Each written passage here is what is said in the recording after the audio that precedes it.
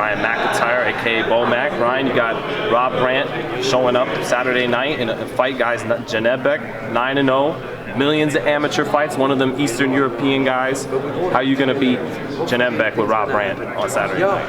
Why would I tell you right now before the fight how we're gonna beat Janebek? So he can see it, or his trainer can go and watch this tape. That's the dumbest question. It's one thing, Bomac. It's one thing to know what the other man's gonna do. It's another thing to stop. I understand that, but we know what we're gonna do when we get in there. You should know my fighters. All my fighters come out with that tight intensity. Let's go. It's time to go, man. You know that. It seems like people are easily writing off Rob Brandt, even though, I mean, he's been champion, defeated Murata. I've spoke to him. He said that he's been able to improve and grow so much since working with you and working with the rest of the guys up there in Colorado Springs. What is the thing that you like about Rob Brandt the most going into Saturday night? Rob is a sponge.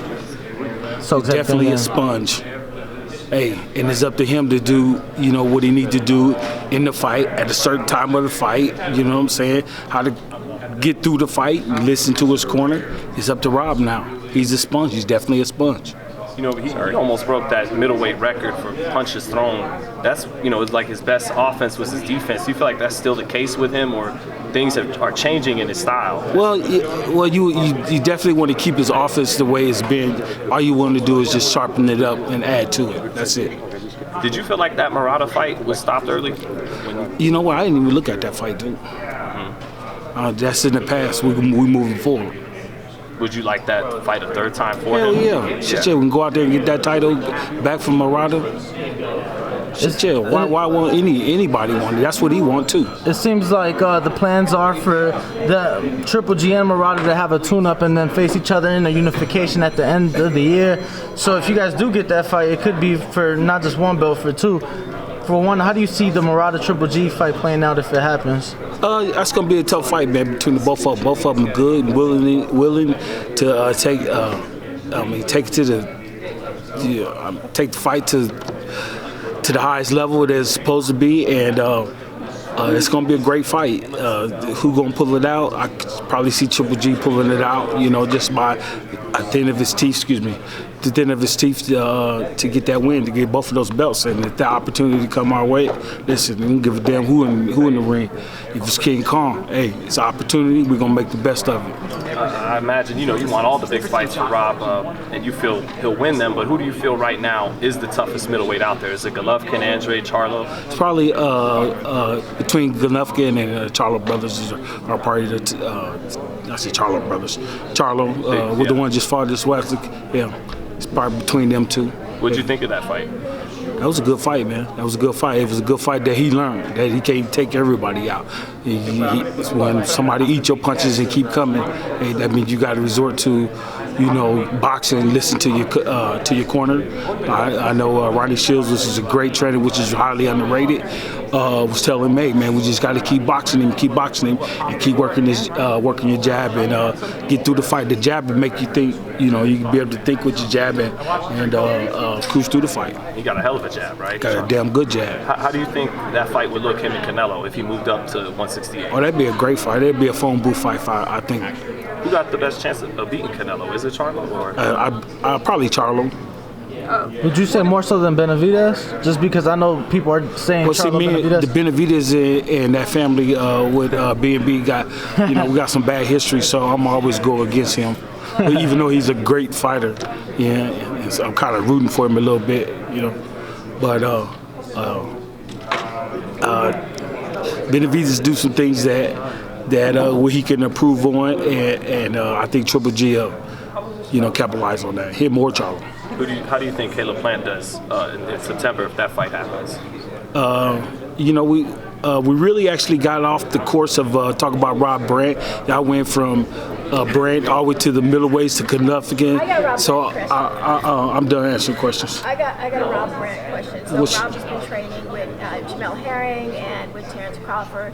How do those camps look, and how important is it for you to have Rob in there with those type of champions? Well, when you get champions training right along next to you, that's an inspiration, and they push you, and you could just feed off of them, and they know what it takes to be a champion. They know what it takes to defend your title.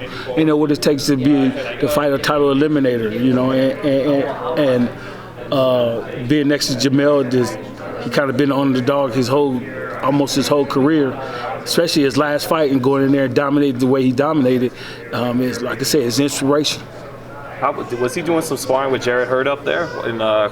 Brett? Yeah. Oh, fuck yeah, man. Shit, he was her main sparring partner for a couple weeks. And it was good. It was great, man. It was great. He did good with her. Yeah, was it damn near like watching a fight when they were sparring, or?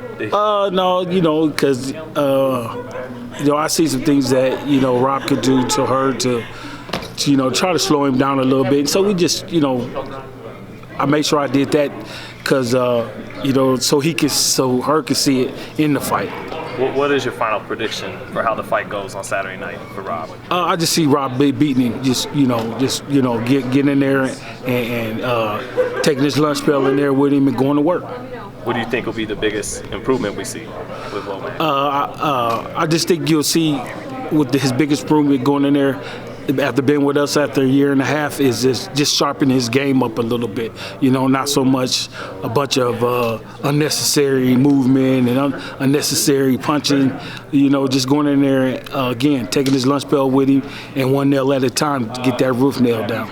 And any thoughts, again, on one of the other fighters you trained, Shakur Stevenson versus Jamel Herring? You know, it sounds like that's the fight that's headed our way. You know, Shakur is like my little nephew. Like, you know, we worked with him his last fight. Me, Saul Red. We helped K Corona. We helped Willie. They call him Papa. We helped him out. So, you know, if that fight materializes, we all know it's business. And Jamel and Shakur, they both know it's business, and both camps know it's business. So, if the fight materializes, you know, it's time to go. It's time to go. Shakur said that he really wants Oscar Valdez. Yeah, Jamel wants Oscar Valdez too because, I mean, that's a great fight for both of them. You know what I'm saying? Because, you know, Oscar's a come-forward fighter, and he throws a whole bunch of punches. And a fighter like that, it puts you on your P's and Q's. The better fighter that you fight, the better you'll fight. Obviously, Jamel's not here, but if it were up to you, when would you like to see Jamel in the ring next? Whether it be against Oscar, whether it be against Shakur? It don't matter who he fight next with me. It's just I like to see him take another couple weeks off and then go back and get back in the gym. And then we go 6 to 8 weeks after that. What did you think of Shakur's last fight? Did you see anything you could take advantage of when you were watching the fight, or? I would never tell you that. No, but did you see some things? Oh yeah, I seen. Not tell us. But, I mean, I seen a lot of stuff that where he can improve on, and if I was, you know, if the time comes, if his trainers haven't, you know, corrected it, obviously we'll try to go after it. Did you think it was a strong performance? I think it was a performance that he had to put forth to get the win. And I gotta ask again, you know, Pacquiao Spence, who do you think wins that fight, Womack? You just want me to say it, don't you?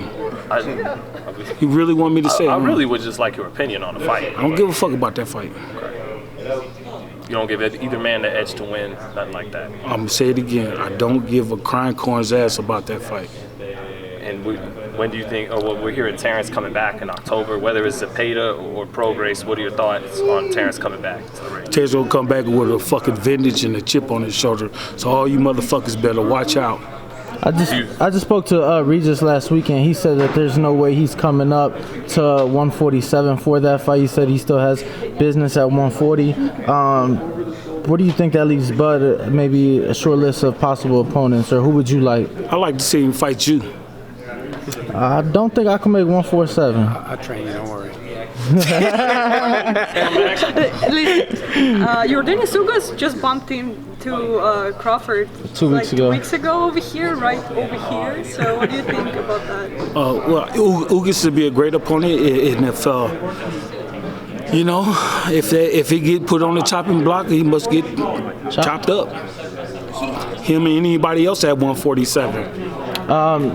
Just saw Maurice Hooker spoke to him earlier. We last saw him against Virgil Ortiz, who seems like he's next up against Mean Machine.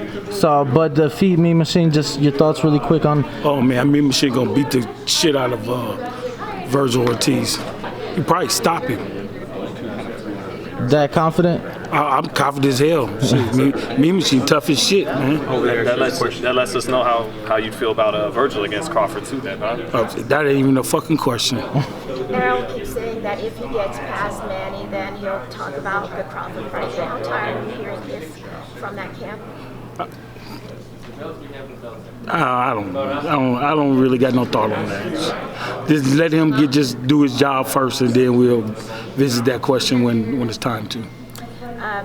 Also, when we talk about Jamel Herring, he's the type of fighter who's just always working out. He's on weight right now. Is he the type of fighter that you need to slow down and ask him to take some weeks off out of the gym? You're definitely right about Jamel taking some weeks off, because if it was up to him, he'll be here training with Rob and Maurice Hooker to just pushing them and trying to get them ready for their fight. But, I always got to tell him, you got a family at home, you got kids at home, and everybody wants to be a part of you, be next to you, but you got to take care of family first. Just a question as a boxing fan, something that doesn't involve one of your fighters, Bomac, really quick. Next month we have the trilogy Wilder Fury 3. Just sitting back as a trainer and a fan of the sport, what are your thoughts? What are your thoughts on that fight? Ooh, man! Oh man! God, Jesus Christ! I'm glad they got that fight put together. I really like to see that fight pick up right where it left off at. Wilder felt like that fight shouldn't have stopped, and he could have kept going. I'd like to see that fight pick up back from there. Do you like what you're seeing in Wilder's training clips? Does it look like some real improvements happening, or? I don't watch them. Go ahead. Did you watch the press conference? No, I don't watch them. And just let you know, Bowman, I mean, if we could come to a catchway, I will gladly take that fight. With Terrence? Absolutely.